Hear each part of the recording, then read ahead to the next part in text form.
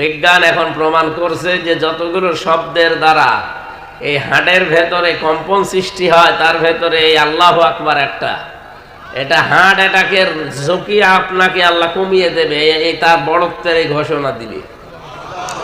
৯৬% মুসলমানের এই দেশে আমরা বিভিন্ন স্লোগান বানিয়েছি নিজেরা, ওইগুলো না বানিয়ে ওয়াকাব্বির হু তাকবীর, আল্লাহ বলেন তাকবীর দিব আমার নামে, রব্বাকা ফাকাব্বির, রবের বড়ত্বের ঘোষণা দাও। তাহলে আমাদের ৯৬% এই মুসলমানের দেশে এখন থেকে স্লোগান আমার মনে হয় জাতীয়ভাবে নারায়ে তাকবীর আল্লাহু আকবার হওয়া দাও। এটার সাথে কি দ্বিমত আছে আমাদের? অন্য কোনোটা দিয়ে তো উপকার হচ্ছে না। আপনি জয় বাংলা বলেন আর জয় যায় যায় বলেন, কিছুই হচ্ছে না। আর ওটা এখন কেউ দিতেও চায় না ভয়ে। সুতরাং এখন যেহেতু সময় এসেছে, আমরা ৯৬% মুসলমানের এই দেশে আমরা আওয়াজ তুলছি, জাতীয় স্লোগান হিসাবে আমরা নারায়ে তাকবীর, এটা আমরা চাই না।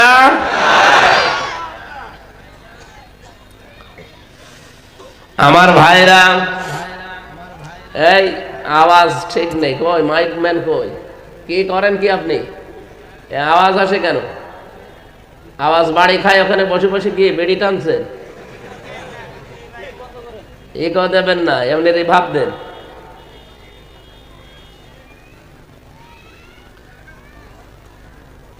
হযরত ওমর যখন মিছিল নিয়ে যাচ্ছিলেন, কাফের মুশরিকরা চিন্তা করে কে গো এই ময়দানে মিছিল করে আল্লাহু আকবারের আওয়াজ দেয়।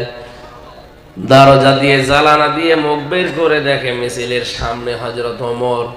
তাড়াতাড়ি জ্বালানা দরজা বন্ধ করে বলছে দরকার নেই, ওর সামনে গেলে মাথা থাকবে না। আমার তো মনে হয় ৬৪ জেলা আর ৬৩০টা থানা আছে এই দেশে, প্রতিটি থানায় যদি একজন করে ওমরের মতো মানুষ তৈরি হয়ে যায়, এই দেশে আর কেউ কোরআন নিয়ে উল্টা পাল্টা করার চিন্তাও করবে না। কোরআনের কাছে আসলে আর সে গোপন থাকতে চায় না। আর আমরা অনেকে এখনো বলছো হুজুর আমি গোপনে আসি, গোপনে আসি মানে আর কতদিন থাকবেন গোপনে? ওপেন হওয়ার সময় হয়নি, এখনো হয়ে গেছে, এখন আমরা ওপেন সব।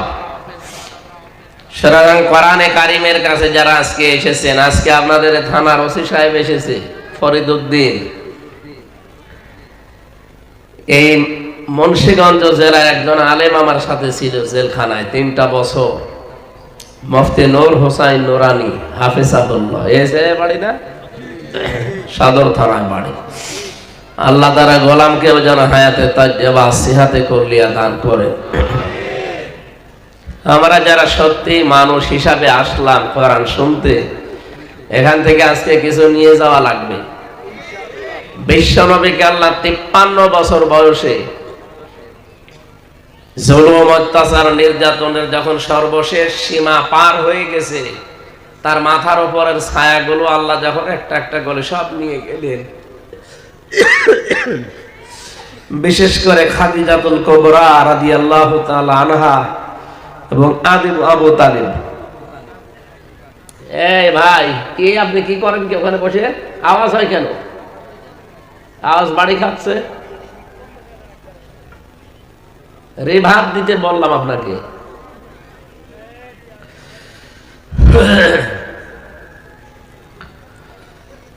তিপ্পান্ন বছর বয়সে তাকে আল্লাহ নিয়ে গিয়েছিলেন। বিশ্বনবী মুহাম্মদুর রাসূলুল্লাহকে আল্লাহ নিলেন এই কারণে যে সামনে আপনাকে একটা কল্যাণময় রাষ্ট্র উপহার দেব আমি। একটা রাষ্ট্রকে কল্যাণময় করতে হলে কি কি করা লাগবে ওই বিষয়গুলো আমি আপনাকে জানাতে চাই। যেহেতু আমি নিজে শেখাবো এগুলো, এজন্য বারবার জিবরাইলের মতো দুনিয়ায় যাওয়া তো আমার সম্ভব না। আপনাকে আমি নিজে আপনার কাছে আমার কাছে নিয়ে আসি। নবীজিকে আল্লাহ এই মাস যেটা চলছে রজব মাস, এই মাসের ২৭ তারিখে, আজকে তো ২৩ না ২৪ যেন, মাত্র আর কয়েকদিন আছে, ২৭ তারিখে তাকে নিয়ে গেলেন এই ধূলির ধরা থেকে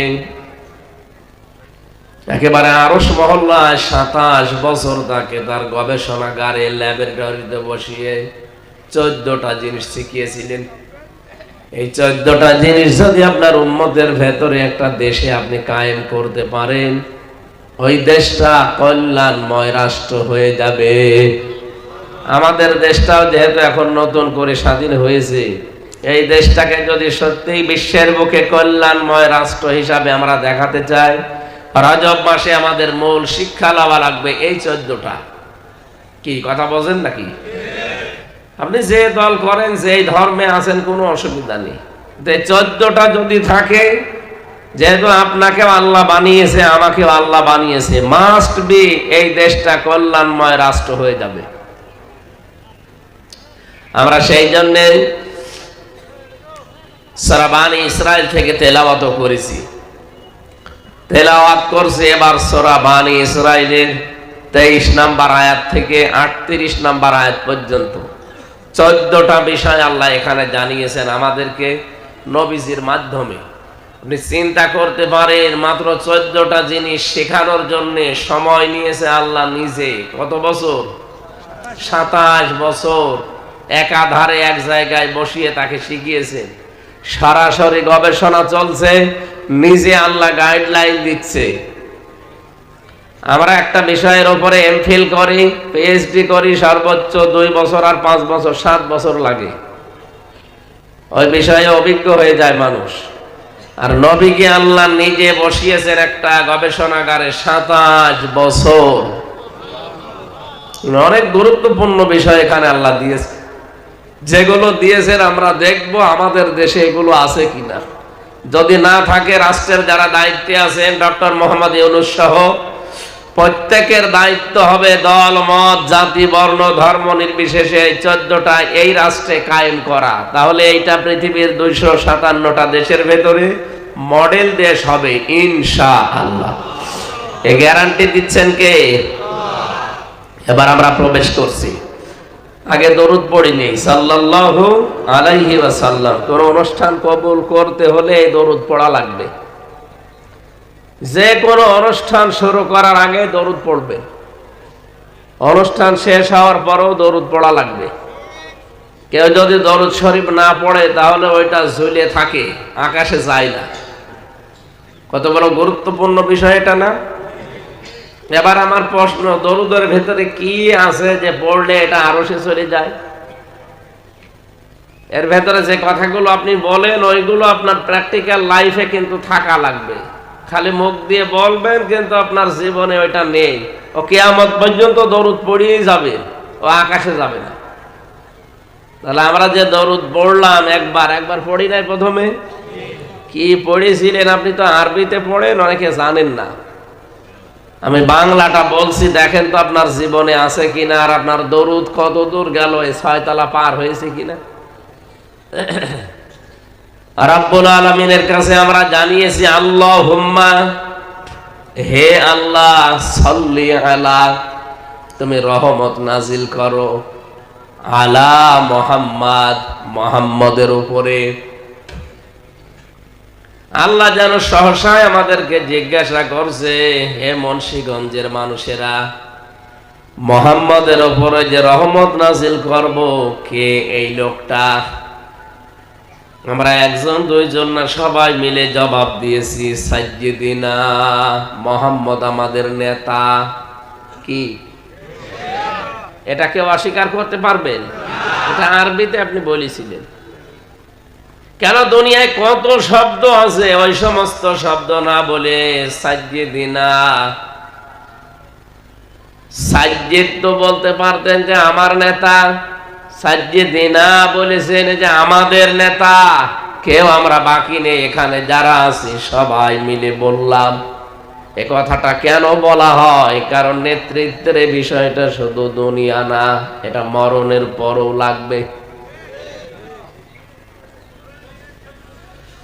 সূরা হুদ 12 নাম্বার পারা 12 নাম্বার পৃষ্ঠার প্রথম নাম্বার লাইনের 98 নাম্বার আয়াতটা বাড়িছে, একটু মিলাবেন তাফসীরের সাথে। যে কোনো তাফসীর দেখবেন, ইয়াকুদুমু কওমাহু ইয়াউমাল কিয়ামাতি ফাআওরাদাহুমুন নার ওয়া বিইসাল বিরদুল মাওরুদ।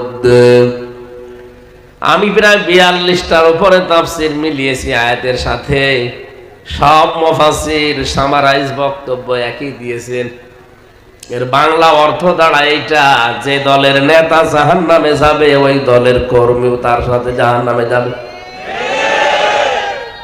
এরা যদি কেউ রাজনীতি মনে করেন, হ্যাঁ এইটাই রাজনীতি। আপনি যাচ্ছেন জাহান্নামে, আমি দেখতে পাচ্ছি, আর আমি বলতেও পারবো না আপনি কি হয়েছেন কি।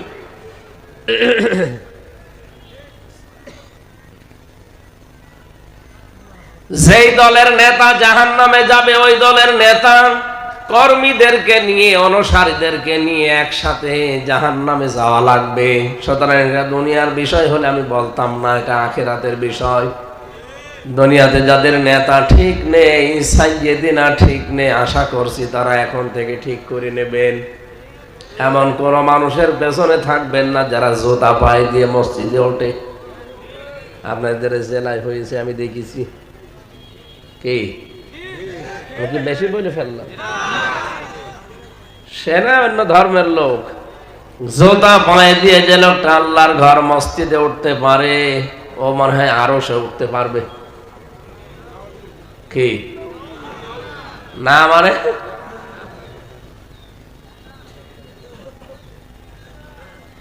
সুতরাং আশা করছি আপনি এখন থেকে সাইয়েদিনা ঠিক করবেন। কিয়ামতের ময়দানে আল্লাহ যখন বিচার ব্যবস্থা তৈরি করবেন, 3টা ধাপ বানাবেন। প্রথম ধাপে আল্লাহ আপনাকে ডাকবে বিচার করার জন্য একা একা। কয়জন করি? অকুল্লুহুম আতিহি ইয়াউমাল কিয়ামাতি ফারদা। সূরা মারিয়াম 16 নাম্বার পারা 10 নাম্বার পৃষ্ঠার 15 নম্বর লাইনের শেষ নাম্বার রুকুর 95 নাম্বার আয়াতে আছে। তাফসিরে ফি জিলাল কোরআন সাইয়্যিদ কুতুব রাহমাতুল্লাহ আলাইহি লিখেছেন, কিয়ামতে আল্লাহ বিচারে কোনো মানুষকে দলবদ্ধভাবে ডাকবে না, প্রত্যেকেই প্রথমেই ডাকবে একা একা। গজারিয়াবাসী নিজের দিকে দেখান, এবার নিজের পেছনের দিকে তাকিয়ে বলেন তো আপনি যে জীবন তৈরি করেছেন, কিয়ামতে আল্লাহ যদি একা একা ডাকে আপনি দাঁড়ানোর মতো যোগ্যতা এখনো হয়েছে? না, হয়নি। আমি একা একা থাকলে মাঝে মাঝে চিন্তা করি, আল্লাহ যদি বলে হামজা 2024 সালের 31শে ডিসেম্বর পর্যন্ত তোরে মাফ করে দিলাম, যা কোনো হিসাব দেওয়া লাগবে না, শুধু 2025 সালের 1 থেকে এই 23 তারিখ, এই 23 দিনের হিসাব দিয়ে তুই জান্নাতে চলে যা। আমার তো মনে হয় 23 দিনের হিসাব দাও আমার দ্বারা সম্ভব না। আপনারা পারবেন না? আপনারা পারবেন। এটা তো সহজ বিষয় না। হিসাব শুনতে যত সহজ মনে হচ্ছে, বিষয়টা অত সহজ না।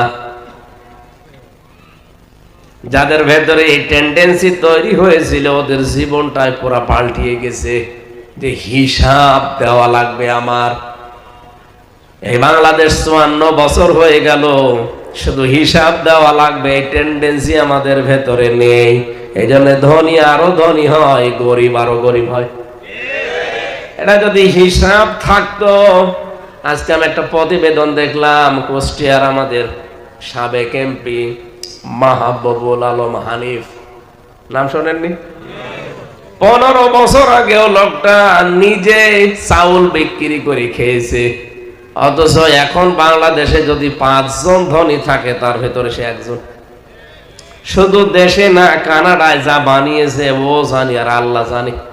প্রতিবেদনটা প্রায় 21 মিনিট আমি দেখেছি, কি বানিয়েছে আল্লাহ, কিন্তু ভোগ তো করতে পারলেন না। এখন সব জনগণের আন্ডারে চলে গেছে, নিজে এখন চলে গিয়েছেন সেটা কোথায়? সে কানাডা। ওখানেও তো থাকতে পারেন না। সাহেব পাড়া, বেগম পাড়া যারা বানিয়েছে আমি নিজে যে দেখে এসেছি, ঘরে থাকে না, তালাবদ্ধ। মালয়েশিয়া বানিয়েছে সব সাহেব পাড়া, আর কানাডায় সব বেগম পাড়া। যে হোটেলে উঠি দেখি নিচে দুই শয়তান চা খাচ্ছে। কি গো এখানে? বলছে হুজুর আমরা আগেই পালিয়েছি। কেন সাহেব পাড়ায় থাকবেন না? ওখানে থেকে মায়ের খাবো। বাংলার জনগণ এখানেও আছে। যদি সাহেব পাড়ায় উঠি আমারে যদি দেখে পিটিয়ে ভক্তা বানিয়ে ফেলবে। কি করলেন হারাম ইনকাম করে? যদি বৈধ পথে থাকতেন আজ কুষ্টিয়ার বাড়িতেও থাকতে পারতেন। অথচ আপনি তাকান, কুষ্টিয়ার বাড়িটা এখন গণ টয়লেট হয়ে গেছে। এক একবারে দেখি মানুষ 4-5 জন করে যায়, কেউ এদিকে কেউ এদিকে কেউ এদিকে, মনে হচ্ছে যে মনে জামাত বদ্ধ টয়লেট চলছে। রাব্বুল আলামিন বলেন এটা করলাম কেন জানো? এটা সূরা নমলের ভেতরে পাবেন। এখন যদি বলেন হানিফের নাম কোথায় আছে? হানিফের নাম নেই, কিন্তু দাদাদের নাম আছে। সূরা নমল 19 নাম্বার পারা 20 নাম্বার পৃষ্ঠার 7 নাম্বার লাইনের 52 নাম্বার আয়াতে আছে। আপনি শুধু বাড়ি যেয়ে মিলিয়ে দেখবেন। ফাতিলকা বুয়ুতুহুম খাবিয়াতাম বিমা যালামু ইন্না ফি যালিকা লাআয়াতাল লিকাওমিন ইয়ালামুন। রাব্বুল আলামিন বলেন ফাতিলকা। এখানে আরবি গ্রামার জানি অনেক আলেমের নাম দেখলাম। আল্লাহ জানিয়েছেন, মনে হচ্ছে আঙ্গুল দিয়ে আমাদের দেখাচ্ছেন, এই সেই ঘরগুলো। ফাতিলকা বুয়ুতুহুম, বাইতুন না বুয়ুত, বহু বছর। হম মানে তাদের, খাবিয়াতান আমি জনশূন্য করে দিয়েছি, পরিত্যক্ত বানিয়ে দিয়েছি, বিমা যালামু এদের জুলুমের কারণে।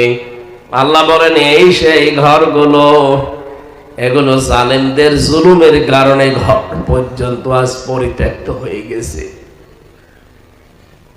আরটা যে কত বাস্তব। 2024 আগস্টের 5 তারিখের বিকাল বেলা আমি দেখতে পেয়েছি হানিফের বাড়ি পোড়াটা মানুষ একেবারে তছনছ করে পায়খানার প্যান পর্যন্ত খুলে নিয়ে চলে গেছে। কারণ জুলুম যেখানে হয় ওই জায়গাটা পর্যন্ত অভিশপ্ত হয়ে যায়। আল্লাহ পাক বলেন শুধু এই বাড়িটা না, ফাকতিয়া দাবিরুল কওমিল্লাযিনা যালামু। সূরা আনামের 45 নাম্বার আয়াতের প্রথম অংশে আছে যে জালেমদের শিকড় কেটে ফেলা হয়ে গেছে। কেটেছে কে? কেউ জানে না। কতিয়া মজুল না, এর ফাইল জানা আছে? জানা নেই। সারা বাংলাদেশের 64 জেলার 630টা থানা, প্রায় কম বেশি আমার সব জায়গায় যাওয়া আছে। যেখানে যাই দেখি জালেমদের বাড়ি ঘর একেবারে মিশে গেছে। কিন্তু মিশিয়েছে কে মাটির সাথে? এটা ভেঙ্গে ফেললো কে? না, আল্লাহ না। পতিয়ার ফাইল জানা নেই, কে ভেঙেছে কেউ জানে না। আপনি হানিফের বাড়ির মামলা দেবেন, কারে দেবেন, কে ভেঙেছে আপনি কেউ জানে না। এ পর্যন্ত জালেমদের বিষয় ছিল। এবার আমাদেরটা, এর পরের অংশে আল্লাহ আমাদের জন্য শিক্ষা দিয়েছেন, ইন্না ফি যালিকা লাআয়াতাল লিকাওমিন ইয়ালামুন। অবশ্যই এর ভেতরে শিক্ষা আছে। যারা জ্ঞানী সম্প্রদায় তাদের জন্য লামে তাকিদ দিয়েছেন আল্লাহ। কি শিক্ষা? জালেমদের এত বড় শিকড় যদি আমি আল্লাহ কেটে ফেলতে পারি, তাও ফাইলই নেই, কর্তাই নেই। আগামীতে যারা চেয়ারে বসবে এরা যদি জুলুম করে, এদের বাড়ি ঘর শ্মশান হয়ে যাবে। কথা টের পাচ্ছেন কি বললাম? নাকি আন্দাজে ঠিক বলছে? সংসদ পর্যন্ত তাকান, সব জায়গায় জালেমদের লোক, তাও 4-5 স্তরে সেট করা ছিল।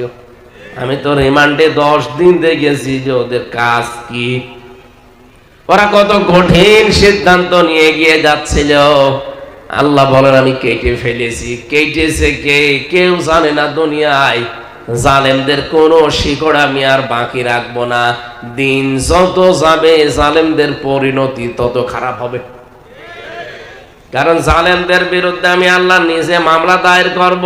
এটা সূরা শূরা 25 নম্বর পারার 6 নম্বর পৃষ্ঠা 13 নম্বর লাইনের 42 নম্বর আয়াতের প্রথম অংশে আছে, ইন্নামাস সাবিলু আলাল্লাযীনা ইয়াযলিমুনান নাস। অবশ্যই আমি আল্লাহ মামলা দায়ের করব, কেস করব জালেমদের বিরুদ্ধে, যারা মানুষ হয়ে মানুষের উপরে জুলুম করছে। শব্দটার দিকে খেয়াল করেন তো, ইয়াসলিমুন আল মুসলিমুন আল্লাহ দেয়নি যে মুসলমানদের উপরে যারা অত্যাচার করে। ইয়াসলিমুন আন নাস, হিন্দু কি মানুষ না? কথা বলছে না কেন? খ্রিস্টান মানুষ না? আপনি মানুষ হয়ে মানুষের উপরে যদি জুলুম করেন, তার অধিকার নষ্ট করেন, আপনি কিন্তু হামজার মামলার আসামি আর নেই, আপনি সরাসরি আল্লাহর মামলার আসামি। সুতরাং দেশে 1628 জন মানুষ দায়িত্বে ছিল। কত বলেন বলেন? 1628 জন মানুষ এই দেশের দায়িত্বে ছিল। কম বেশি প্রত্যেকেই জুলুম করেছে অথবা জুলুমের সহযোগী। আপনি হিসাব করে বলবেন এই দেশে যারা দায়িত্বে ছিল প্রতিটি মানুষ কিন্তু আল্লাহর মামলার আসামি। মামলার বাতি যত বড় হয় মামলা তত কঠিন হয়। কি কথা বলে দেখেন? আমারে যদি এদেশের কোন সলিমদ্দি মামলা দিত, 3 দিনের বেশি আমার জেলে রাখতে পারতো না। কারণ আমি যেখানে ছিলাম, আকিস গ্রুপের নাম শোনেননি? আমি ওদের খতিব ছিলাম। কয় টাকা লাগবে আপনার? যেই কয় টাকা লাগবে আপনাকে দিয়ে দিত। মামলা আপনি তুলে নিতে বাধ্য। কিন্তু মামলা তো দিয়েছে এমন যে তো টাকা পয়সার ব্যাপার না। মামলার বাতি যত বড় হয় কেস তত কঠিন হয়। 3টা বছরে ওরা আমার ফাঁসির কন্ডেম সেলে রেখে দিয়েছে, কারো সাথে দেখাও করতে দেয়নি।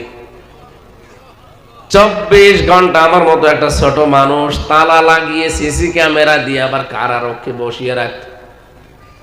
এমন কারারক্ষী দিত যেন আমার সাথে কথা না বলে। দেবদুলাল নাম শুনে বোঝা যাচ্ছে যে আল্লাহকেই মানে না, তা আমারে মানবে কি? যদি এই যে ফরিদউদ্দিন ভাই এসেছে এরকম একজন মানুষ দিত, সে তো আল্লাহ রসুলকে অন্তত বিশ্বাস করতো, তার সাথে কথা বলতে পারতাম। এমন মানুষকে দিয়েছে, ওর কাছে আলেম ও জালেম ও তা কথা বলতে পারতাম না। 3টা বছরের ভেতরে যে কষ্ট দিয়েছে, খাবার দাবারও ঠিক মতো দিত না। এই জন্যই তো এত রোগ হয়ে গেছে, স্বাভাবিকই হচ্ছে না শরীর। ডাক্তার কালকে পরশু দিনও দেখালাম, বলছে আমরা মাহফিল বন্ধ করে 8-10 দিন পড়ে থাকে হাসপাতালে। এখন যদি আজকে না আসতাম, এমনি গতবার আপনারা কার কাছে ধোকা খেয়েছে, আজকে না আসলে তো 14 গোষ্ঠী উদ্ধার করে দিতেন হুজুরের। এই জন্য অসুস্থ শরীর নিয়ে রাত মনে হয় 2টার দিকে এসে পৌঁছালাম। কি করব বলেন তো? আমিও পারি না, আপনারাও ছাড়েন না। আল্লাহু আকবার, এরকম হয়ে যাচ্ছে। তাফসীর করতে হলে শরীর ভালো লাগা লাগে, আমার পড়াশোনা করা লাগে, কিছুই পারছি না। তারপরও একটু মন থেকে দোয়া করেন। আর আমিও মুসাফির অবস্থায় আছি, অসুস্থ আছি। আল্লাহ যেন অন্তত মুক্ত জীবনে যখন ফিরিয়ে দিয়েছে, কোনোদিন ভাবি নাই যে আবার বের হব। কারণ যে জায়গায় ছিলাম ওখান থেকে বের হওয়া সম্ভব না। আর জালেমরা থাকলে আর বের হতামও না। আমার মনে হয় ওখানে ঢুকে ঢুকে মরে যেতাম। বহু মানুষ আমার সামনে মরে গেছে, কত লাশ আমার সামনে দিয়ে বের করে নিয়ে গেল। যেহেতু মুক্ত জীবনে আল্লাহ দয়া করে আবার ফেরত দিয়েছে, অন্তত শরীরটা যেন আগের অবস্থায় আল্লাহ আবার ফিরিয়ে দেয়। আর ডায়াবেটিস হয়ে গেছে অনেক বেশি, 27। কন্ট্রোল করা কঠিন হয়ে যাচ্ছে। যেহেতু রাত জাগা নিষেধ, প্রতিদিন রাত 10টার পরে ঘুমিয়ে পড়ার কথা, আর আপনারা তোলেনি রাত 10টায়। মাহফিল কর্তৃপক্ষকে এত করে বলছে যে ভাই মাগরিবের পরে বা ইশার পরে তুলে দেবেন, বলে মানুষ আসে না। মানুষেরও ঝামেলা, এরা আসতে দেরি করে।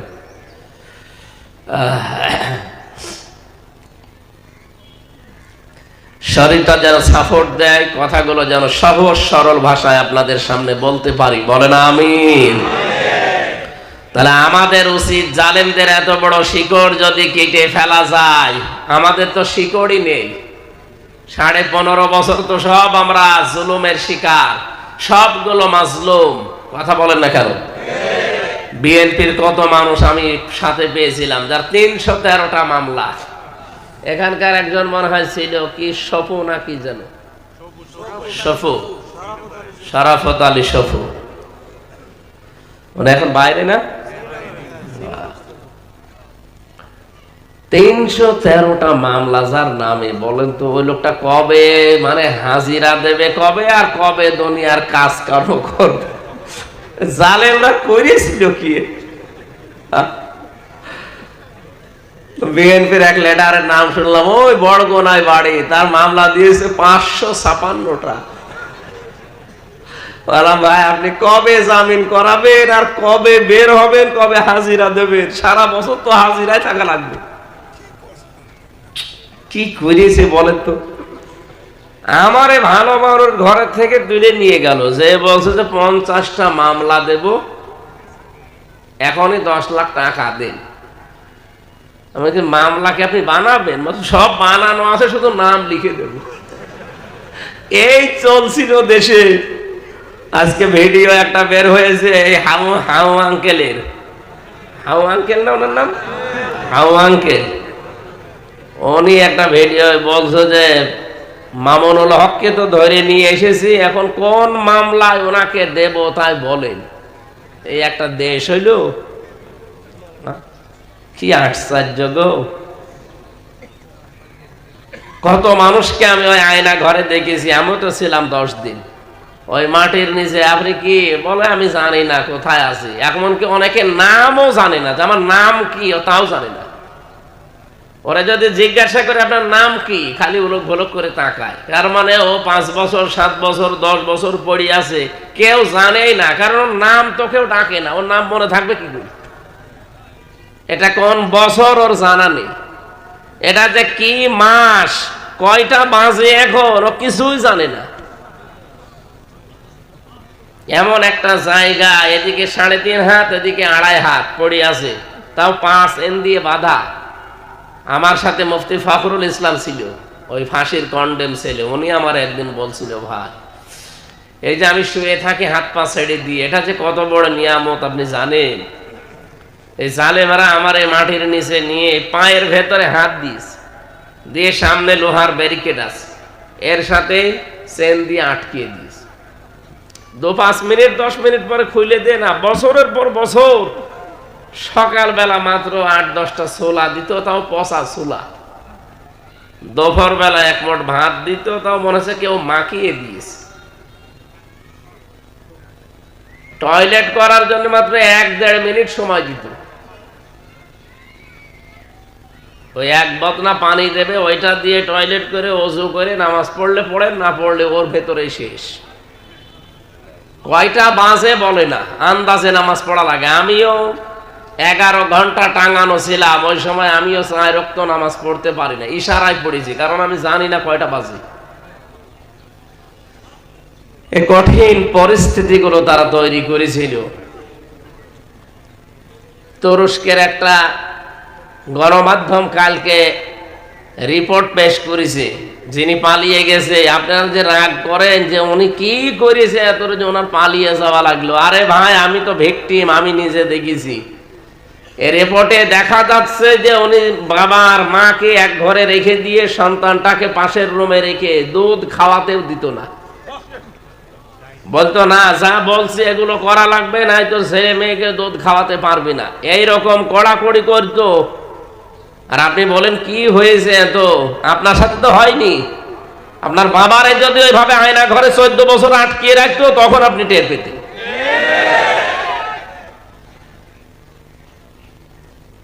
আগামীতে বাংলার এই জমিনে কোন জালেম যেন চেয়ারে বসতে না পারে, সেই ব্যবস্থা আমাদের করা লাগবে। যারা আসবে আমরা চাই তারা মানবতার দরদি হবে। কথা বলেন না কেন? জুলুম এটা যে কত বড় নিকৃষ্ট কাজ, আর এত অপমান করতো আলেমদেরকে। আমি একটা আলেম না, আমার নামের আগে তো মাওলানা লিখে আছে, আমি কোরআনের হাফেজ, আর আমারে মা বাবা তুলে গালি দিত। কি করেছি আমি এত?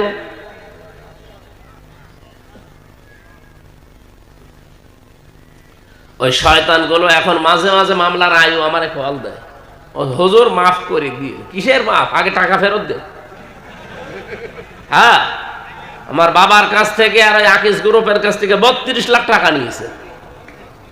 আগে টাকাগুলো ফেরত দেন। 3টা বছর আমারে রাখলেন ফাঁসির কন্ডেম সেলে, আমার কষ্টের কথা ভুলে গেলাম, মাফ করে দিলাম, কিন্তু টাকাগুলো ফেরত দেবেন তো। 50 লাখের উপরে খরচ প্রায়। দেন টাকাগুলো ফেরত দেন, তারপরে মাফ হবে। জালেমরা এখন গাড়াক বলে পড়িস তো, বলছে মাফ করে দিয়ে। না, এই 15.5 বছরে যার কাছে যা করেছেন তার কাছে আগে যে মাফ চাবেন, তার ক্ষতিপূরণ দেবেন, এরপরে আপনার মাফ হবে। তাছাড়া আপনার কোনো মাফ নেই। আপনি মনে করছেন আস্তাগফিরুল্লাহ পড়লেই মাফ হয়ে যাবে, অত সহজ। এজন্য কিয়ামতে আপনি একা একা উঠবেন। আপনি ভাবেন আপনার প্র্যাকটিক্যাল লাইফ যেভাবে তৈরি করেছেন, জবাব দিতে পারবেন আপনি? কত কিছু আপনার জীবনে লুকিয়ে আছে, কেউ জানেও না হয়তো। এজন্য হিসাব, এই শব্দটা বড় মারাত্মক শব্দ। হযরত ওমর রাদিয়াল্লাহু তাআলা আনহু, এদিকে তাকান, তিনি বলেন আমার সন্তানটাকে আমি ভর্তি করেছিলাম মাদ্রাসায়। হযরত আলী ওই সময় দেশের প্রধান বিচারপতি, তিনিও দিলেন তার সন্তান হোসাইনকে মাদ্রাসায়। দুইজনকেই মাদ্রাসায় ভর্তি করা হয়েছে, পড়ছে। হযরত হোসাইন খালি কলম ফেলে দেয় আর বলে কলম তুলে দাও, কলম ফেলে দেয়, তুলে দাও। 3 বার তুলে দেওয়ার পরে হযরতে আব্দুল্লাহ ডাক দিলেন, হোসাইন কলম ফেলে দাও নিচে, আমারে তুলতে বলো। আমি কি তোমার খাদেম নাকি? আমি কি তোমার চাকর নাকি? হযরত ওমরের সন্তান এ প্রশ্ন দেওয়ার পরে হোসাইন যেন বলে ফেললেন যে তুমি তো শুধু চাকর না, চাকরের বাচ্চা চাকর, তুমি তো খাদেমের বাচ্চা খাদেম। একটা প্রেসিডেন্টের ছেলেকে কথা বললে তার মাথা ঠিক থাকার কথা। একবারে বাড়ি গিয়ে বলছে, আব্বা আমি আর মাদ্রাসায় যাব না। কেন? আমাকে হোসাইন গালি দিয়েছে, আমি নাকি খাদেমের বাচ্চা খাদেম। তোমারেও গালি দিয়ে ছোট করেছে আমার ক্লাসরুমে। তুমি বিচার যদি না করো, সত্যি আমি আর পড়াশোনা করব না। ঠিক আছে, বিচার এখন না, জমার দিন বিচার করব। সবাই যখন এসেছে, উনি খুতবা দিচ্ছিলেন, হঠাৎ আলোচনা বন্ধ করে দিয়ে বললেন, এখানে আব্দুল ওমর হোসাইন আছে? বলে হ্যাঁ, এদিকে আসো। তুমি আমার সন্তানটাকে গালি দিয়েছো? বলে হ্যাঁ দিয়েছি। কেন দিলে? হযরত হোসাইন বলে, খলিফা বুকে হাত দিয়ে বলেন তো, আপনি কি আমার নানার খাদেম ছিলেন না? হযরত ওমরের কথা বন্ধ হয়ে গেছে, চোখ দিয়ে দর দর করে পানি পড়ছে। তাই তো, আমি তো তোমার নানার খাদেমই ছিলাম, কিন্তু এটা তো একটা ডকুমেন্টারি দরকার। তুমি কি লিখে দিতে পারবে দলিল? নিয়ে আসেন কাগজ কলম। খেজুরের পাতা নিয়ে এসেছে। হযরত হোসাইন লিখে দিলেন, ওমর আমার নানার খাদেম ছিল, আমি দেখেছি। ইতি হোসাইন ইবনে আলী, যান সই করে দিলাম। হযরত ওমর কাগজটা হাতে নিয়ে চমা খেলেন, ডাক দিয়ে বললেন, নবীর সাহাবীরা, বিচার হয়ে গেছে। ছোট মানুষ আব্দুল্লাহ তো বোঝে না, বলে আব্বা তুমি তো বিচার শুরুই করলে না, কি করে হয়ে গেল? হোসাইনকে শাস্তি দিবা না? হযরত ওমর বলে, আব্দুল্লাহ যে বিচার করেছি দুনিয়া না আখিরাতেও কাজে লাগবে। আমি যখন মারা যাব, এই কাগজটা আমার কাফনের ভেতরে দিয়ে দিও। আল্লাহ পাক যখন প্রথমে আমাকে একা তুলবে, কেউ তো আমার সাথে থাকবে না বিচার করার জন্য, যখন স্রেফ একা একা তুলবে, অকুল্লুহুম আতিহি ইয়াউমাল কিয়ামাতি ফারদা, কিয়ামতে যখন একা একা আল্লাহ আমাকে ডাকবে, জীবনে যদি কিছুই আল্লাহর ভালো না লাগে, এই কাগজটা দেখাবো। কাগজটা দেখিয়ে বলবো, রব্বুল আলামিনের দিকে তাকাও, তোমার নবীর নাতি লিখে দিয়েছে আমি নবীর খাদিম ছিলাম, এই ওসিলা হলেও আজকে তুমি আমারে মাফ করে দাও। জীবনের হিসাব বড় কঠিন জিনিস, দোদক ধরলেই মানুষ পাগল হয়ে যায়। তারপরও তো ঘোষ ঘাস দিয়ে এদিক ওদিকে করা যায়। তা আল্লাহ পাক বলেন, আমার পেশার ব্যবস্থায় প্রথমেই তোরে কিন্তু আমার সামনে আমি একা দাঁড় করাবো, কেউ থাকবে না। হ্যাঁ, যদি আমি তোরে মাফ করার ইচ্ছা করি, পুরা ময়দান থেকে তোরে আমি আলাদা করে নেব, কিয়ামতে একটা কুদরতের চাদর দিয়ে তোরে আমি ঘিরে ফেলবো। শুধু আমি তোর সামনে দাঁড়িয়ে বলবো, ওই হামজা, এই কাজগুলো তুই করেছিলি। বাধ্য হয়ে তুমি তো বলতেই পারবে যে আল্লাহ আমার তো কিছুই করার নেই, সবই তো তুমি জানো, হ্যাঁ আমি করেছিলাম।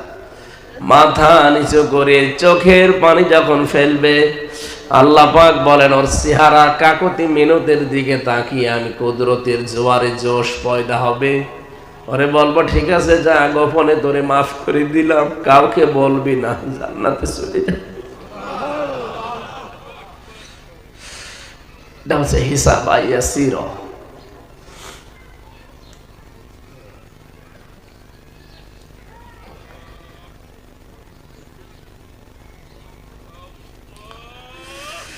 রব্বুল আলামিন কিয়ামতে এরকম কঠিন অবস্থায় আমাদের কাউকে তুমি জনগণের সামনে অপমান করো না, গোপনেই যেন তোমার সাত্তার নামের খাতিরে গোপন করে রেখে গাফফার নামের খাতিরে আমাদের মাফ করে দিও। কিয়ামতের দ্বিতীয় ব্যবস্থা, এবার আর একা ডাকবে না। সূরা বানী ইসরাঈল 15 নম্বর পারা 8 নম্বর পৃষ্ঠার 3 নম্বর লাইনের 71 নম্বর আয়াতের প্রথম অংশে পাবেন, ইয়াউমা নাদউ কুল্লা উনাসিন বিইমামিহিম। আল্লাহ পাক বলেন, কিয়ামতে এবার আর তোরে একা না, এবার তোর নেতার সাথে ডাক দেব। কার সাথে? আমি এই জন্যই সাজ্জিদিনা তুলেছিলাম, আপনাকে এবার আর একা ডাকবেন, আপনার নেতার সাথে ডাকবে। ও মুন্সিগঞ্জবাসী, নিজের বিবেক থেকে বলেন তো, আপনি যে নেতার পেছনে ঘোরেন, যে নেতার পেছনে থাকেন, ওরে যদি আল্লাহ সামনে ডাকে, আপনাকে পেছনে ডাকবে, কি মনে হয় আপনাকে আল্লাহ মাফ করবে বলে মনে হয়? আপনি এখনই বলছেন না, আপনি তো ধরা খেয়ে বসে আছেন।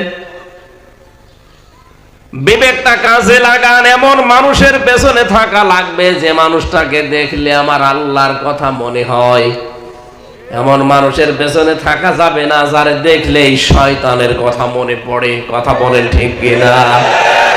আপনি শুধু এখানে বসে বসে সাইয়্যিদিনা পড়বেন আর মনে করবেন আসমানে চলে গেছে। না, সাইয়্যিদিনাকে ঠিক করেন। আমি জানি অনেকের এবার মন খারাপ হচ্ছে, সঠিক কথা আমি বলবো, এতে মন ভালো হোক আর খারাপ হোক, আমি চাই আপনি ফিরে আসেন। এতটুকু আপনি শেষ করে দেননি, পরের শব্দ কি বলেন? মাওলানা। মাওলানা মানে আমির হামজা কি? মাওলানা মানে অভিভাবক, পথ প্রদর্শক, গাইডলাইন দাতা। এই পৃথিবীতে আমাদেরকে গাইডলাইন দিয়েছেন, পথ দেখিয়েছেন মুহাম্মাদুর, জবান খুলে বলেন মুহাম্মাদুর রাসূলুল্লাহ। সুতরাং তার দেখানো পথ বাদ দিয়ে পৃথিবীর কারো পথে যাওয়া যাবে না। আজ কত নতুন নতুন পথ এই দেশে বের হয়েছে, আল্লাহর নবীর পথ নেই, নতুন নতুন পথ আজকে আপনি বের করেছেন। বলেন তো, যারা জিকির করেন ইবাদতের জন্য করেন না লোক দেখানোর জন্য? কথা বলা লাগবে।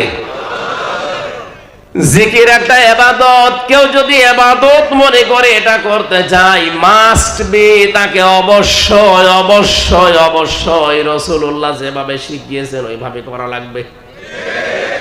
সূরা ফুরকান, এটা 68 নাম্বার আয়াত, 19 নাম্বার পারা 4 নাম্বার পৃষ্ঠার 12 নাম্বার লাইন 13 নাম্বার লাইনে আছে, ওয়াল্লাযীনা লা ইয়াদউনা মা'আল্লাহি ইলাহান আখার। যারা আল্লাহর সাথে অন্য কাউকে ডাকে না। এই পৃথিবীতে 3টা পাপের শাস্তি ডবল করে দেবে আল্লাহ।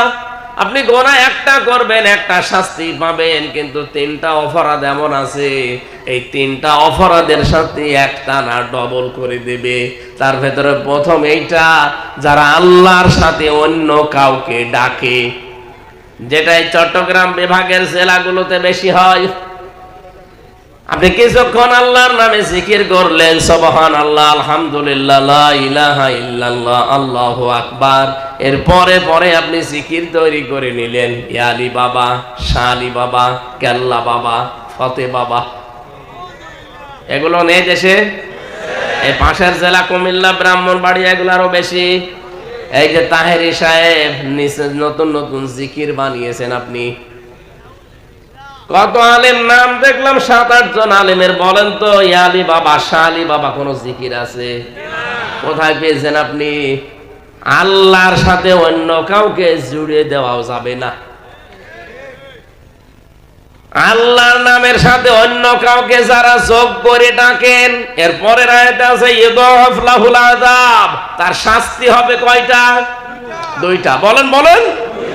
সুতরাং উনি যদি বুঝে করুক আর না বুঝে করুক, জাহান্নামে যায় যাক। আমরা আর কোনোদিন আল্লাহর সাথে অন্য কারো নাম ডাকবো? এটা রেকর্ড হচ্ছে, এই জন্য আরো বেশি করে বলছি।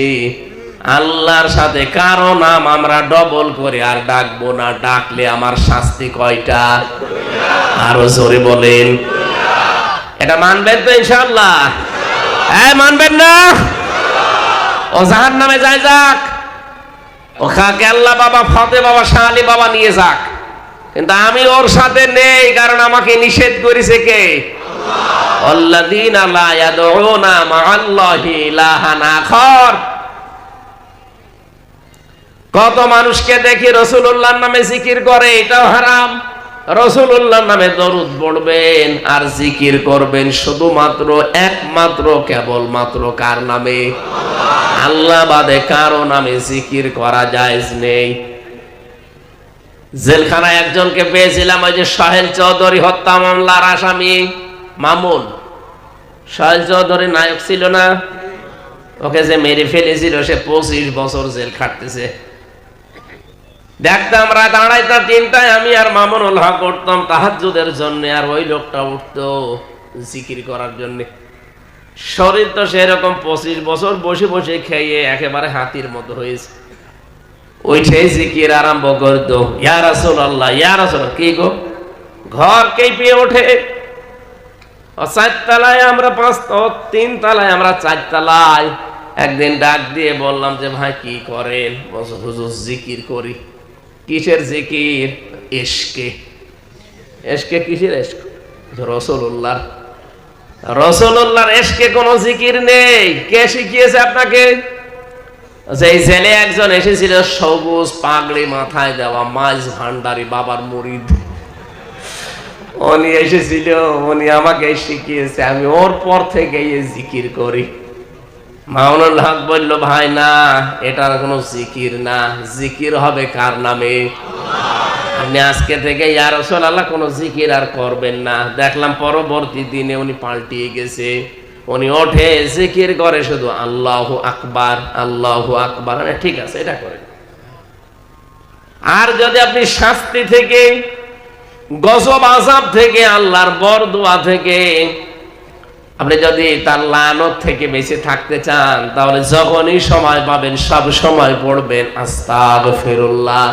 পাক থাকেন আর না পাক থাকেন, আমি সহ যারা এখানে এসেছি প্রতিটি মানুষ, এই নারী পুরুষ সবাই এই শব্দটা মুখে রাখবেন। যেখানেই থাকেন, যে অবস্থায় থাকেন, আপনি পাক আছেন না পাক আছেন দেখা দেখির দরকার নেই, বলবেন আস্তাগফিরুল্লাহ, আস্তাগফিরুল্লাহ। দুনিয়ায় যে চিন্তা ভাবনা আছে, এইটা আস্তে আস্তে আল্লাহ আপনার দূর করে দেবে। আর এইটার কারণে কিয়ামতের ময়দানে আপনি বিশাল নেকির ঢের দেখতে পাবেন। সবচাইতে বড় বিষয়, আল্লাহ ওই আস্তাগফিরুল্লাহ পড়া অবস্থায় কোনো গজব আপনার প্রতি দেবে না। জোরে বলেন সুবহানাল্লাহ। এই জন্য আমাদের মাওলানা ঠিক করা লাগবে। আমাদের গাইডলাইন আমরা দেখবো রাসূলুল্লাহ কি বলেছে, হ্যাঁ আল্লাহ কি বলেছে, রাসূলুল্লাহ কি করেছে, এইটার নাম ইসলাম। কোন বাবা কি বলেছে, দাদা কি করেছে, এর নাম ইসলাম। রাসূলুল্লাহকে আল্লাহ 27 বছর পরে ফেরত পাঠাচ্ছেন। যান, প্রথম নম্বর এই দুনিয়ায় যে উম্মতকে বলবেন, আল্লাহ প্রথম আদেশ দিয়েছে সব মানুষের জন্য এই, ওয়াকাদা রাব্বুকা আল্লা তা'বুদু ইল্লা ইয়্যাহু ওয়া বিল ওয়ালিদাইনি ইহসানা। আল্লাহ বলেন আমি রায় দিলাম, আমি সিদ্ধান্ত নিয়ে ফেললাম, আমি কসম মানে রায় দেওয়া, সিদ্ধান্ত নেওয়া, ফায়সালা করা, আমি ফায়সালা দিয়ে দিয়েছি যে আমি আল্লাহ ছাড়া কারো ইবাদত করা যাবে না। বাংলার মুসলমানেরা বলেন তো রায়, এই শব্দটা কোনোদিন শোনেননি? বাংলাদেশে রায় হয় না। আমাদের এই মুন্সিগঞ্জ জেলা, আপনাদের এখানে দুই প্রকার রায় আছে, একটা ম্যাজিস্ট্রেট কোর্টে আর একটা জজ কোর্টে। এরপরে আরো দুইটা রায় আছে ঢাকাতে, একটা হাইকোর্টে আর একটা সুপ্রিম কোর্টে, ওখানে আবার দুই ভাগ আছে। এই বাংলাদেশে সর্বমোট রায় কয়টা পেলাম? আরো জোরে। প্রতিটি রায় যদি পাওয়ার পরে বলেন যে আমি ন্যায় বিচার পাইনি, আমি আরো উপরে যাব, তাহলে ম্যাজিস্ট্রেট কোর্ট থেকে জজ কোর্ট, এখান থেকে হাইকোর্ট, এখান থেকে সুপ্রিম কোর্ট। সুপ্রিম কোর্টের প্রধান বিচারপতি যিনি এখন আছেন, উনি যদি একবার কোনো বিষয়ে রায় দিয়ে দেয়, আপনি না এদেশের 18 কোটি মানুষ এটা মেনে নিতে বাধ্য।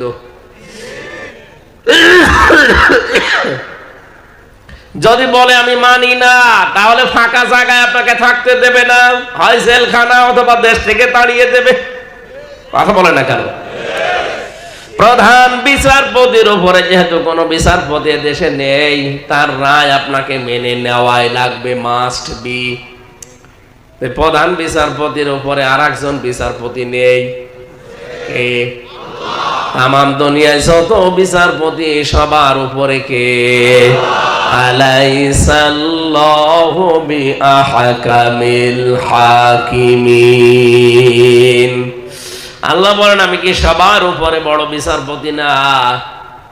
আমি আল্লাহ যদি কোনো বিষয় একবার রায় দিয়ে দেই, আমার রায় যদি কেউ মানতে অস্বীকার করে, আমার রায়ের বিরুদ্ধে যদি কেউ অবস্থান নেয়, ইয়া মা'শারাল জিন্নি ওয়াল ইনসি ইন ইসতাতা'তুম আন তানফুযু মিন আকতারিস সামাওয়াতি ওয়াল আরদ ফানফুযু লা তানফুযুনা ইল্লা বিসুলতান।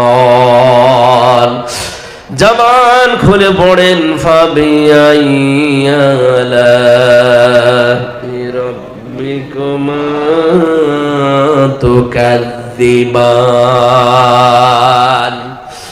রব্বুল আলামিন বলেন, হে জিন আর মানুষেরা, আমার আইন, আমার রায় যদি ভালো না লাগে, আমার আসমানের নিচ থেকে জমিনের উপর থেকে বের হয়ে যা। কোথায় যাবি? যেখানে যাবি ওইটা কার? সুতরাং বের হয়ে যাওয়ার জায়গা যেহেতু নেই, আমার রায়গুলো মেনে নে। আল্লাহর প্রথম রায় এই যে আল্লাহ বাদে কারো ইবাদত করা যাবে।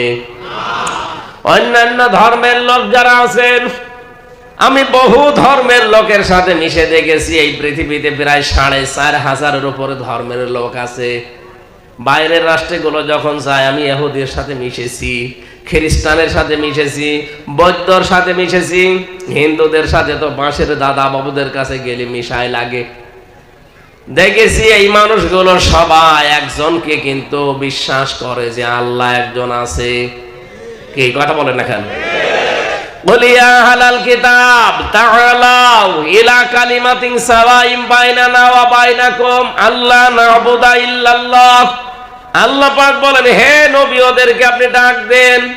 অন্য ধর্মের যারা আছে বলেন যে আসো আমরা সবাই একটা কথার উপরে একমত হই যে আল্লাহ না'বুদা ইল্লাল্লাহ, আল্লাহ বাদে কারো ইবাদত আমরা করব না।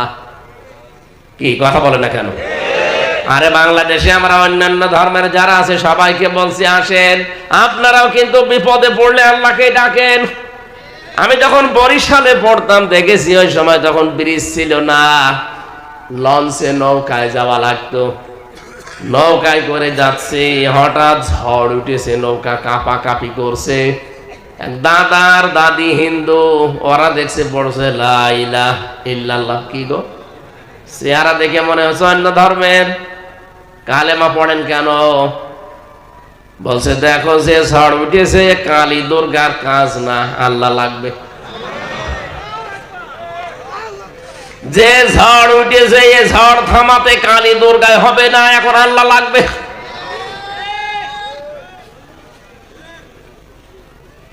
সবার মনের ভেতরে এটা আছে যে আল্লাহ একজন আছে, কেউ উপরওয়ালা বলে ডাকে, আমরা বলি কি আরো জোরে। সবাই যখন আছে, আপনি খ্রিস্টানদের কাছে যান, আমি পেয়েছি তাদের কাছে, তারা মোসা নবীকে জোসেফ বলে ডাকে। আমি ইহুদির সাথে মিশেছি থাইল্যান্ডে, যে ওই মানুষগুলো হযরতে মোসাকে ওরা ডাক দেয়, হযরতে ঈসা নবীকে তারা যিশু বলে ডাক দেয় খ্রিস্টানরা, মোসা নবীকে ইহুদিরা বলে জোসেফ। আমি নবীর কথা যখনই আলোচনায় তুলেছি, আমাদের নবীর নাম মুহাম্মদুর রাসূলুল্লাহ, ওদের ওই ভাষা ইংরেজি অথবা দেশীয় ভাষা দিয়ে কথা বলে, পাশে আবার বাঙালি নিয়ে থাকি, তো ওরা ট্রান্সলেশন করে দেয়, বলে ওরা বলতে চায় যে ওদের নবীর নাম নাকি জোসেফ, যিশু। হ্যাঁ, নবীর নাম জোসেফ ওরা বানিয়েছে। আমার আল্লাহর দেওয়া নাম হচ্ছে মূসা। নাম কি? ওরা নাম দিয়েছে যিশু, ওরা নিজেরা বানিয়ে। আমার আল্লাহর দেওয়া নাম হচ্ছে হযরতে ঈসা রূহুল্লাহ। নাম ঠিকই আছে, নাম পাল্টিয়েছে, তাতে কি? ব্যক্তি একজনই। ওরা আল্লাহ একজন আছে বিশ্বাস করে, কিন্তু আল্লাহর ছেলে আছে, মেয়ে আছে, এইটা মানে, এই কারণে ওরা মুশরিক। ইহুদিরা তিন খোদায় বিশ্বাস করে, হযরতে ঈসা আল্লাহর ছেলে, মরিয়ম আল্লাহর বউ, আর আল্লাহ একজন আলাদা আছে। ইহুদিরা বলে উযাইর আলাইহিস সালাম আল্লাহর সন্তান, এজন্য ওরা মুশরিক হয়ে গেছে। আমরা আল্লাহর সাথে কাউকে শরীক করি না, এই জন্য আমরা মুমিন। এখন আমরাও যদি আল্লাহর সাথে অন্য কাউকে শরীক করি, তা আমরা ইহুদি খ্রিস্টানদের মতোই মুশরিক। এই কথা বলেন না কেন? এই জন্য আল্লাহ তা'বুদু ইল্লা ইয়্যা, আল্লাহ বলেন আমি ছাড়া কারো ইবাদত করা যাবে বলেন তো? দুর্গা পূজা করা যা, মাছ পূজা করা যা, এই গাছ পূজা করা যা, মানুষের আইন তৈরি করা, এই দুনিয়ায় প্রতিষ্ঠা করা একই। কারণ আল্লাহ বাদে কারো আইন মানা জায়েজ। এই যে এখানে যে শব্দটা পেলেন, আল্লাহ বাদে কারো ইবাদত করা, তার আইন মানা জায়েজ নেই। কিন্তু ওয়াবিল ওয়ালিদাইনি ইহসানা, মা বাবা যাদের আছে তাদের সাথে ভালো ব্যবহার করা লাগবে। আমি এবার আলেমদেরকে বলছি, আল্লাহর আইন মানা কি? জবান খোলেন না কেন? মা বাবার আইন মানা না, না, মাঝখানে ওয়া নেই। আল্লাহর আইন মানা ফরজ, মা বাবার আইন মানা ফরজ না, মা বাবার সেবা করা ফরজ। তাহলে আয়াত থেকে প্রমাণ হয় আইন শুধুমাত্র মানা লাগবে কার? আলা লাহুল খালকু ওয়াল আমর, বানিয়েছেন যিনি, হুকুম চলবে তার। ইনিল হুকমু ইল্লা লিল্লাহ, আইন দেওয়ার মালিক কে? এজন্য আল্লাহর আইনের বাইরে যারা অন্য কারো আইনে দেশে প্রতিষ্ঠা করতে চান, আপনি বিশ্বাস করতে পারেন আপনি ইহুদি খ্রিস্টানদের মতোই মুশরিক। নিয়ে আসবেন, কোন হুজুর নিয়ে আসবেন? নিয়ে আসেন, দেন। আল্লাহর আইনের বাইরে যারা মানুষের তৈরি করা আইনে দেশে কায়েম করতে চাচ্ছেন, সে যে নামেই হোক, আপনি কিন্তু মুশরিক হয়ে গেছেন। কি? আল্লাহ যারা এই যে ইবাদত করা লাগবে নির্ভেজাল ভাবে, এর ভেতরে কোনো ভেজাল থাকলে চলবে না। ওমা উমিরু ইল্লা লিয়াবুদুল্লাহা মুখলিসিনা লাহুদ্দিন, আমাকে আদেশই করা হয়েছে আমি যেন একনিষ্ঠ ভাবে, নির্ভেজাল ভাবে, ইখলাসের সাথে দিন মানি। কার দিন? ওয়াবিল ওয়ালিদাইনি ইহসানা। এবার ভালো করে খেয়াল করবেন, আমি আল্লাহ তোদেরকে আদেশ দিলাম, এই পৃথিবীতে আমার পরে যেহেতু তোকে এই দুনিয়ায় আনতে সবচাইতে বেশি কষ্ট করেছে তোর মা আর বাবা, বিজ্ঞান এখন প্রমাণ করছে একটা সন্তানকে দুনিয়ায় নিয়ে আসতে মায়ের কমপক্ষে 57 ইউনিট কষ্ট সহ্য করা লাগে।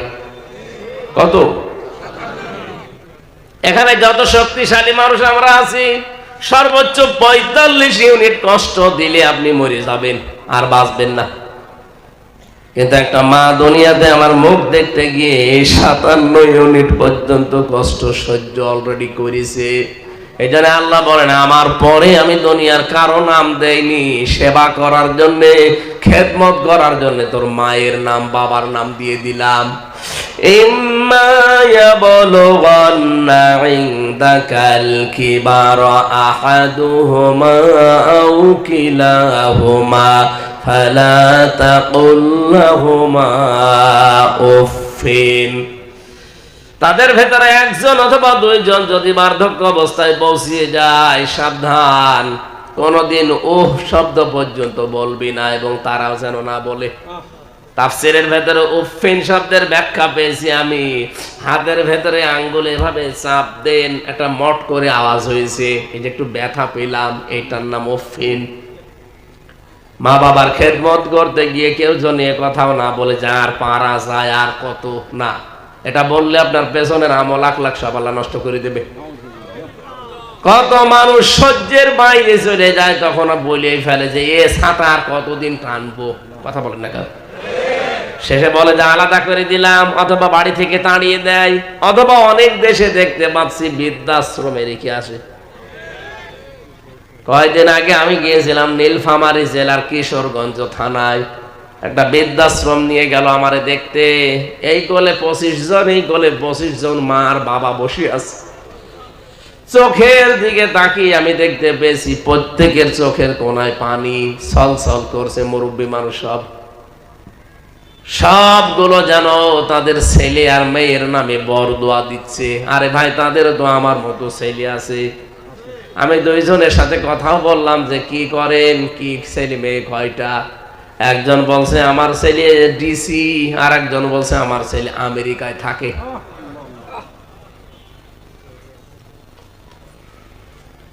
ওই দুইজনই দোষ দিল তার বৌমার উপরে। বলছে আমার বৌমার কারণে আমার ছেলে আমাকে আজ রেখে গেছে এখানে, মাসে মাসে এমনি টাকা পাঠিয়ে দেয়, অথচ আমারও তো শখ হয় নাতি আর নাতনি নিয়ে একটু সময় কাটায়, বৌমা নিয়ে ছেলে নিয়ে একটু সময় কাটায়। আজকে এই 4 দেওয়ালের মাঝে এখান থেকে বেরও হতে দেয় না, এই জায়গায় পড়ে আছি আজ কয়েক বছর, টেনশনেই তো মরে যাব। বাবা তুমি তো ওয়াজ করো, বাইরে যদি কথা বলো তো আমাদের কথা একটু বলবা। বলেন তো কত আকাঙ্ক্ষা, কত আফসোস নিয়ে কথাগুলো বলছিল। আজ হাজারো বড় কারণে সন্তান বাধ্য হয়ে বাবা মাকে আলাদা করে দেয়। এরকম মানুষ এখানে নেই? সম্মানিত মা বোন যারা পর্দার আলে বসে আছেন, মনে করছেন নামাজ পড়া, রোজা রাখা আর কালো বোরকা পরায় জান্নাত পেয়ে যাবেন। কে বলেছে আপনাকে? স্বামী যেটা পছন্দ করে ওটা যদি জায়েজ হয়, জীবন থাকতে আপনাকে মানা লাগবে। কে কথা বলছে না কেন? আমি নিজে একজন স্বামী, আল্লাহর কসম, এই যে মসজিদ সামনে, কোরআন আমার সামনে, আমি মন থেকে বলছি প্রতিটি স্বামী আমরা চাই বিয়ের পরে খেয়ে থাকি না খেয়ে থাকি আমার মা বাবা আমার সাথে থাকবে। এটা চাই না আমরা? 100টার 98টা মহিলা এটা চাই না। আপনি যান পরীক্ষা নিয়ে, ওই যে মহিলারা বসে আছে, দাঁড়িয়ে আছে, জিজ্ঞাসা করেন যে ওরা নামাজ পড়ে, রোজা রাখে, কিসের নামাজ পড়েন আপনি?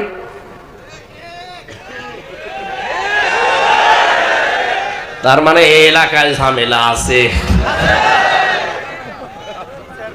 না। সম্মানিত মা বোনেরা, যতই কালো বোরকা 14 হাত পরেন, জীবনেও জান্নাত যেতে পারবেন না।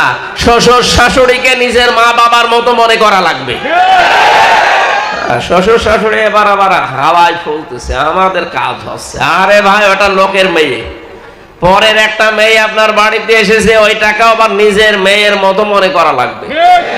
অনেক শ্বশুর শাশুড়ি এটা করে না, খালি ভুল ধরে, একটু কিছু হলেই ভুল ধরে, ছেলের কানে কানে তুলে দেয়, শেষে দুইজনের ভেতরে ঠোকাঠুকি বাঁধে।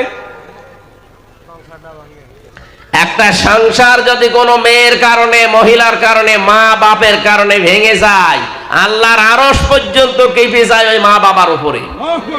শ্বশুর শাশুড়ি যারা আছেন মনে করছেন আমি এত বড় হাজি। কিসের হাজি আপনি? একটা মানুষকে কষ্ট দেওয়া আল্লাহর আরশ পর্যন্ত ধ্বংস করার স্বামী। মা বাবার কথা যে আয়াতের প্রথম অংশে আছে, আল্লাহ পাক বলেন কথা বলতে হলো নরম ভাষায়, আস্তে আস্তে কথাগুলো বলবা, এতটুকু আল্লাহ শেষ করেননি। রব্বুল আলামিন বলেন আখফিদ লাহুমা জানাহায-যুল্লি মিনার রাহমাহ। এখানে যারা আলেম আছে এবার একটা প্রশ্ন করছি। আখফিদ, খাফজুন মানে ডাউন করা, এরপরে ফল করে দেওয়া। আল্লাহ বলেন তুই ডাউন করবি, এরপরে ফল করে দিবি। জানাহন মানে ডানা, জানাহন মানে জিল্লুন মানে এখানে নম্রতা অথবা ছায়া। রহমত মানে দয়া, তোর দয়ার ডানার ছায়া তুই এভাবে ডাউন করবে, এরপরে ফল করে দিবি। আমার প্রশ্ন আমার এই ভাইয়ের কাছে, মানুষের ডানা আছে? কে ডানা আছে মানুষের? কার? পাখির। তা আল্লাহ কি আয়াতটা ভুল করে ফেলেছেন? ডানা তো আমাদের হয় না, ডানা হয় পাখির। আল্লাহ পাখির নাম না দিয়ে মানুষের নাম দিলেন কেন? পাখির যে ডানা আছে এর ভেতরে দেখবেন পর আছে, পালক আছে, এত নরম, এত সফট, এত কমল, এত মোলায়েম, এটা একটার সাথে আর একটা লাগে যখন ওর নিচে ছোট ছোট রোয়া গুলো ঝরে পড়ে। আপনি দেখবেন পাখির নিচের ওই ডানাগুলো, পাখি একটার সাথে একটা পর যখন বিছিয়ে দেয় এভাবে নিচে ওই ছোট ছোট কুয়া রুয়া বলে, ওগুলো দেখবেন নিচে ফরফর করে ওড়ে যদি বাতাস দেন। ওর নিচে পাখির বাচ্চাগুলো সিল থেকে, কাক থেকে বাঁচার জন্য যখন আশ্রয় নেয়, মা পাখিটা এভাবে নিজের ডানাটা ডাউন করে দিয়ে এভাবে ফল করে দেয়। কি এর নিচে যে ছোট ছোট রুয়াগুলো নিচে ঝরতে থাকে, ওই রুয়ার সাথে রুয়া যখন একটার সাথে আলাদা একটা অনির্বচন সুখ ওই পাখির বাচ্চাগুলো পায়। আল্লাহ আমাদের হাতটা ওখানে দিলেন না কেন? কারণ হাতের ভেতরে নরম কিছু নেই, এর ভেতরে হাড় আছে, হাড়টি শক্ত। প্লেনেরও ডানা আছে, আল্লাহ প্লেনের নাম দেননি। হেলিকপ্টারের ডানা আছে, হেলিকপ্টারের ডানাও দেননি, পাখির ডানা দিলেন। এই জন্য দিয়েছেন। রব্বুল আলামিন বলেন এত নরম, এত সফট, এত কমল, মোলায়েম। পাখির বাচ্চাগুলো যেমন ওর ভেতরে থেকে একটা আওয়াজ পায়, কিচির মিচির আওয়াজ দেয়, এটাকে বাংলায় অনির্বচন সুখ বলে। হে হামজা, দুনিয়ার সন্তান যারা আছো, মা বাবা যাদের বেঁচে আছে, ওরা যেন অন্তত মনে করে যে আমার হামজা বেঁচে থাকতে আমাদের আর কোনো চিন্তা নেই। এটাকে আমাদের মা বাবা মনে করতে পারছে? পারছে না।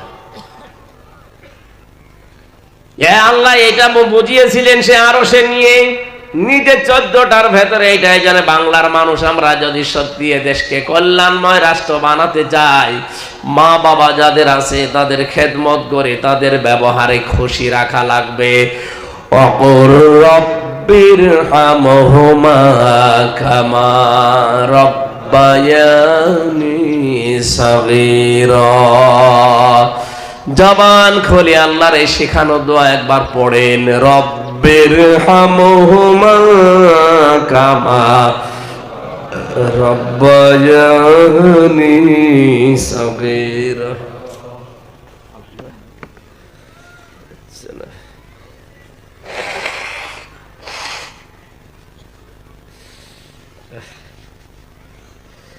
আর হবে না, শরীর পারছে না। দাম্পত্য জীবনের কিছু কলহ আছে, আমাদের সবারই আছে।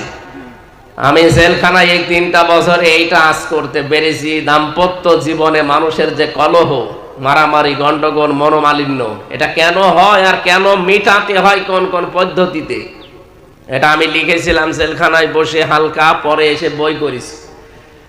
এই গাড়ির নিচে, এই বিল্ডিং এর সামনে গাড়ি আছে, যাওয়ার সময় মেয়ের জন্য, বোর জন্য নিয়ে যাবেন, পোড়াটা পড়াবেন। 120 পৃষ্ঠা লিখেছি।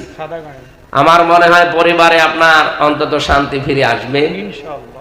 যদি পারেন ওখান থেকে নিয়ে যান, আর আমার শরীরের দিকে তাকে আমি আজকে মাপ চেয়ে নিচ্ছি, আজকে আর পারছি না। 14টা বলতে গেলে এখনো 2 ঘন্টা লাগবে। আগামীতে আবার আসলে রাতের বেলা আসবেন, আসবো ইনশাল্লাহ, কথা বলবো। আল্লাহুম্মা আমিন।